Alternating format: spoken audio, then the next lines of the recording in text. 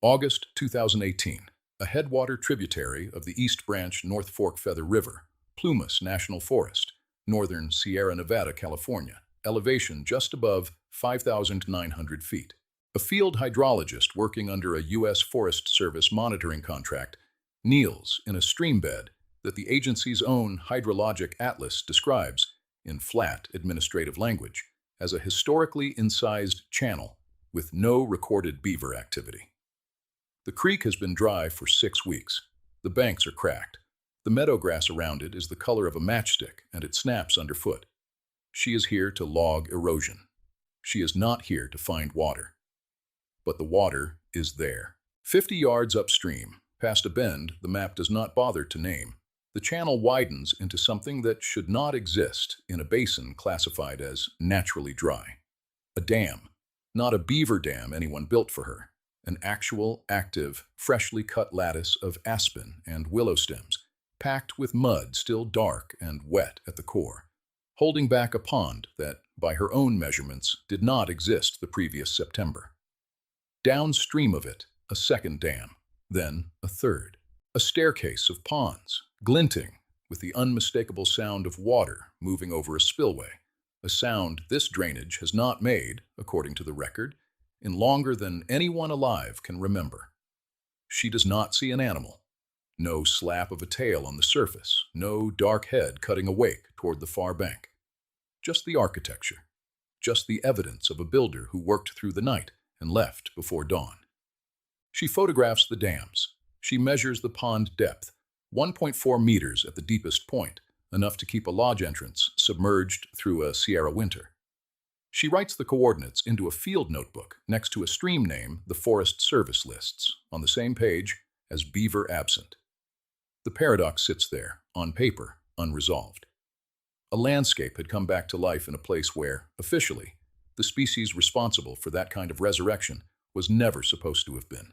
For nearly a century, the working assumption inside California's wildlife agencies was simple, and it was written down. The North American beaver, Castor canadensis, belonged to the lowlands, the sloughs of the Central Valley, the Tool marshes, the slow rivers below the foothills. Above roughly 1,000 feet in elevation, on either slope of the Sierra Nevada, the species was treated as a stranger. This was not folklore. It was policy, and it traced back to two names.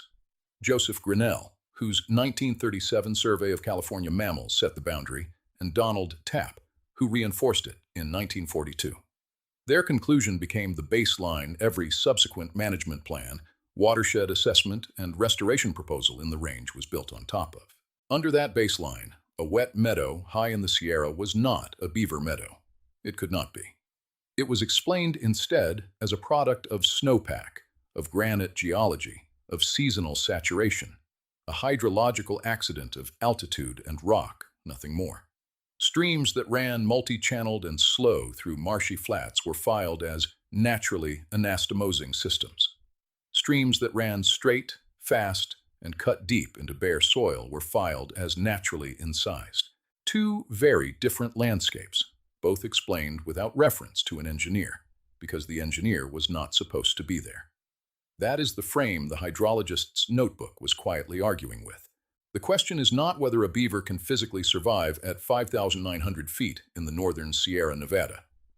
The dam in front of her had already answered that.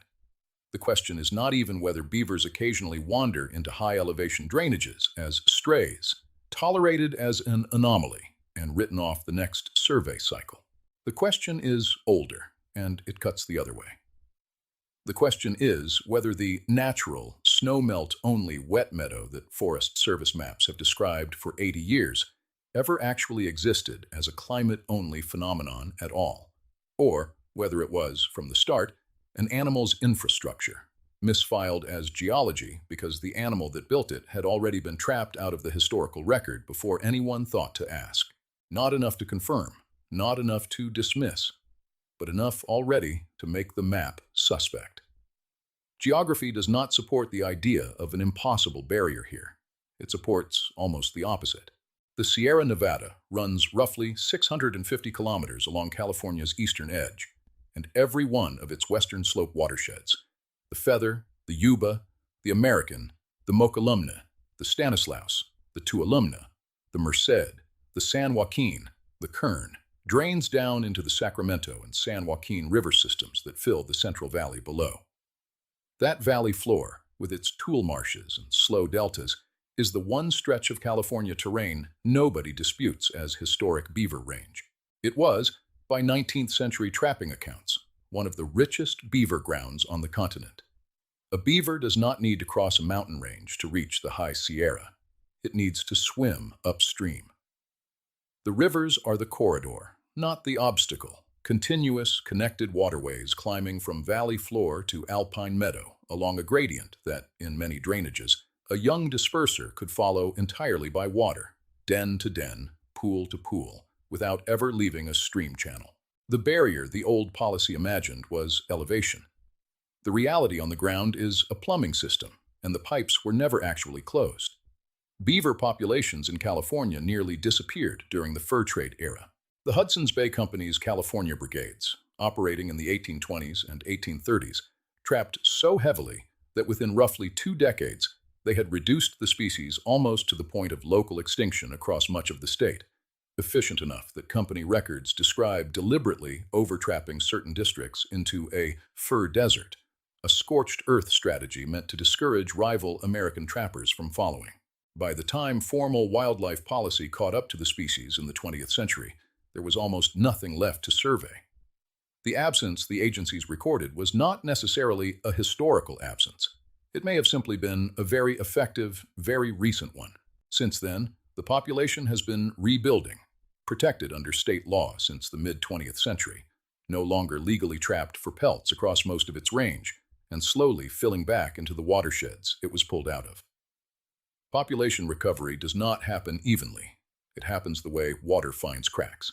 Juvenile beavers, typically between 1 and 3 years old, disperse from their natal ponds to establish territories of their own, sometimes moving along tens of kilometers of stream in a single season.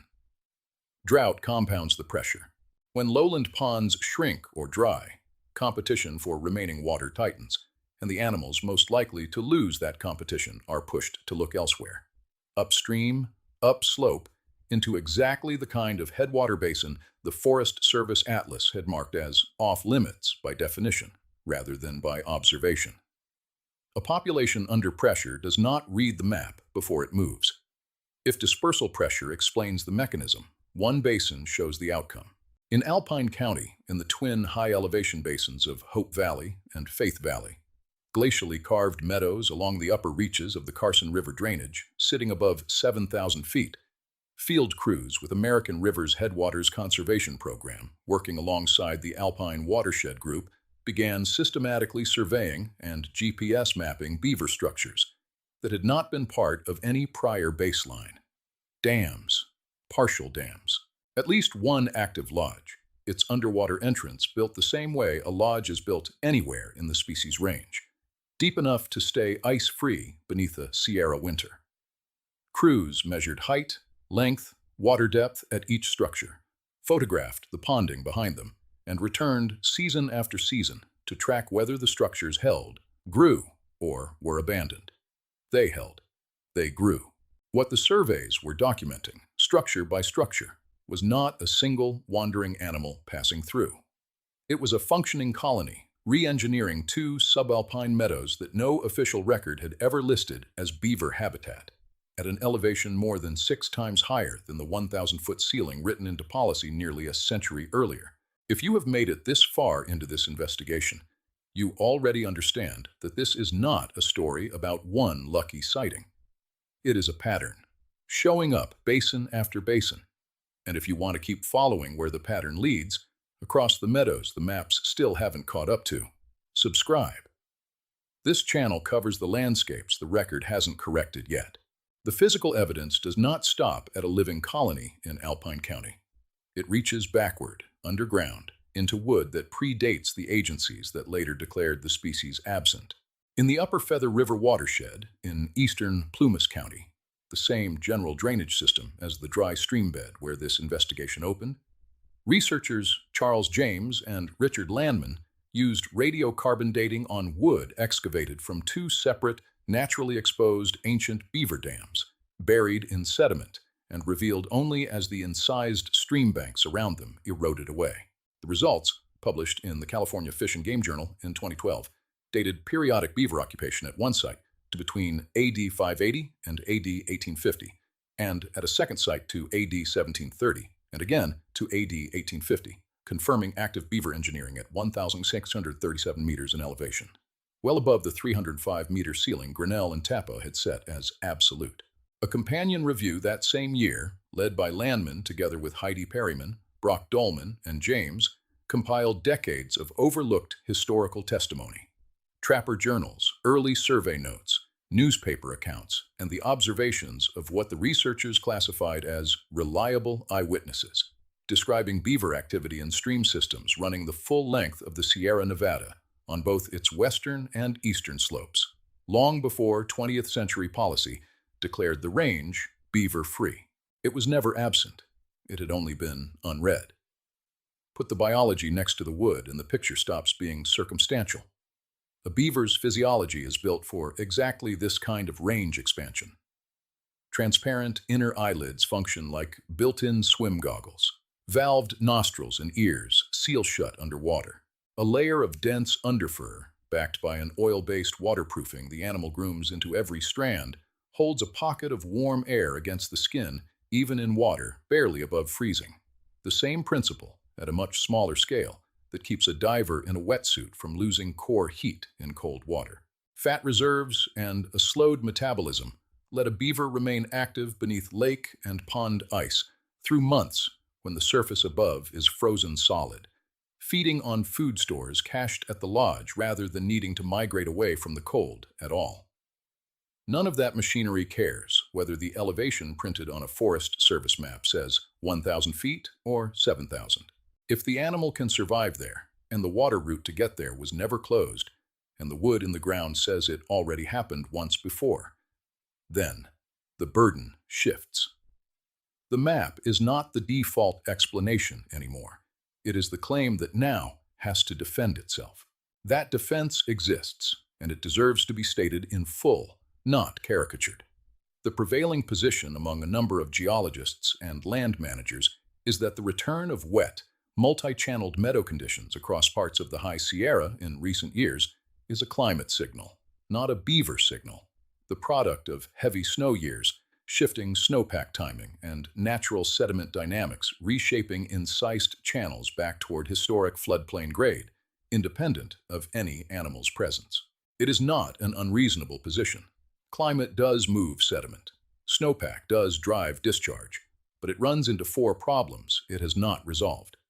First, monitoring coverage. The High Sierra contains thousands of kilometers of headwater stream, and only a small fraction is surveyed in any given year, let alone by crews specifically looking for beaver sign rather than generic channel geomorphology. A basin can be actively engineered by beavers for 2 or 3 seasons before any agency employee sets foot in it. Second, classification bias. Once a meadow is labeled snowmelt fed in an inventory, that label tends to persist. Restoration surveys built around a naturally wet meadow template are not designed to test for an animal's involvement. They are designed to confirm the label they already carry. A dam photographed inside a meadow already classified as climate-driven is, administratively, noise rather than data. Third, the evidence itself does not last. A beaver dam is built from stems, mud, and stone. Left unmaintained for even a single season, it breaches, the pond drains, and within a few years, the wood rots into the substrate, leaving behind exactly the kind of naturally wet, now naturally drying meadow that fits the climate-only story perfectly, because the structure that built it has already decomposed out of the visual record. Fourth, scale. A mountain range, 650 kilometers long, laced with thousands of tributaries, cannot be watched continuously by any agency's budget. Absence of documentation across terrain this vast has never been reliable evidence of absence of activity. It is evidence of how rarely anyone was there to look, not enough to confirm the beaver-first explanation for every wet meadow in the range. Not enough, either, to keep defending a map that has already been contradicted by radiocarbon dates, 19th century trapper journals, an active colony in Alpine County, and a pond that was not there the previous September. The hydrologist closed her notebook that afternoon in 2018 without an answer. She still has not filed one because there is not yet a form for what she found. The dam is still there, as far as anyone has confirmed. The pond behind it is still holding water through summers that, a decade ago, would have left that streambed as dry as the day she first knelt in it. Somewhere behind the third structure downstream, in a lodge no camera has ever pointed at, something is almost certainly still alive, still cutting stems, still pressing mud into a wall built to keep a Sierra winter out. No one has photographed the animal itself. That absence is often treated as the whole story. No picture, no proof, case closed. But a landscape does not rebuild itself by accident, and a map is not evidence of what a place has never held. It is only a record of what someone, a long time ago, decided not to write down. The real unresolved question was never only about one creek in Plumas County, or one colony in Alpine County. It is about how many other landscapes across the American West carry the same quiet mislabel: naturally dry, naturally treeless, naturally without. When what actually happened is that an engineer was removed from the ecosystem faster than the paperwork could keep up, and the paperwork simply never caught up at all. Somewhere, right now, another dry channel is filling in overnight, in a basin some map still calls Beaver absent. Nobody has found it yet.